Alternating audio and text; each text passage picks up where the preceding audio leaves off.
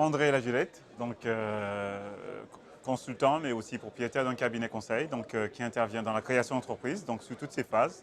Donc de la phase de l'idée du projet jusqu'à la phase du lancement du projet, mais surtout de la phase de la réussite, de la mise en place du projet, parce que c'est la phase la plus délicate pour l'entrepreneur. Deuxième intervention qui concerne notamment sur la levée de fonds, parce que souvent les projets, la faiblesse, c'est les moyens.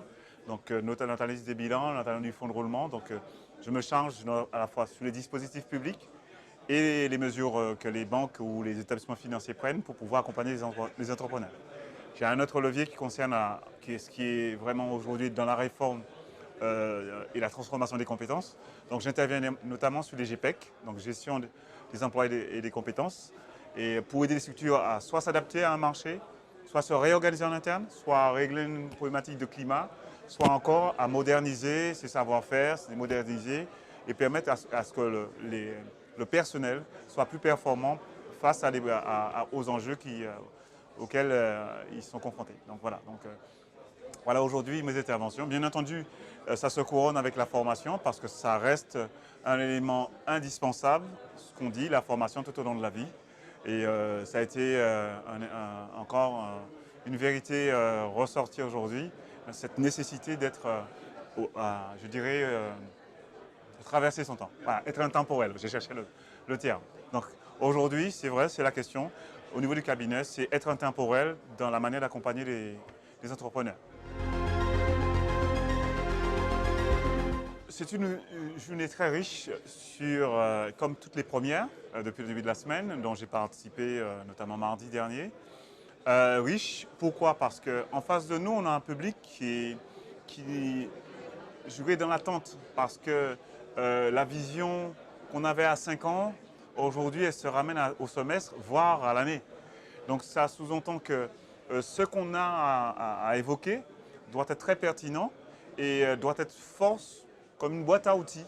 Et je crois que c'est riche en exemples, en illustrations, en approche systémique, en approche globale, en macro, en micro. C'est aussi l'occasion de faire cet alliage public-privé, porteur de projet, situation personnelle, projection de soi. Et le fait de voir plusieurs personnes en capacité d'occuper des fonctions, d'occuper des missions et de se responsabiliser dans des projets, je crois qu'on a montré que la France et ses territoires, la Martinique en fait partie, et ont ses spécificités et que chaque fois il faut trouver un modèle. Et c'est la modélisation qui permettra à chacun de sortir. Je pense que ça a été l'occasion pour moi aussi d'apprendre, quand bien même que j'ai été un des intervenants. L'agriculture de demain, c'est un entrepreneur qui naît chaque jour.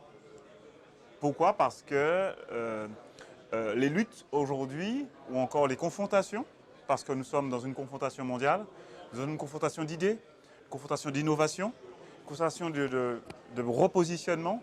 Donc c'est à la fois quelqu'un qui se questionne sur ce qu'il reçoit, mais c'est quelqu'un qui se questionne aussi sur comment il va lui-même se muer dans ce qui l'entoure et comment avoir du résultat. C'est quelqu'un aussi qui doit en permanence accompagner les autres parce qu'il faut la notion d'équipe.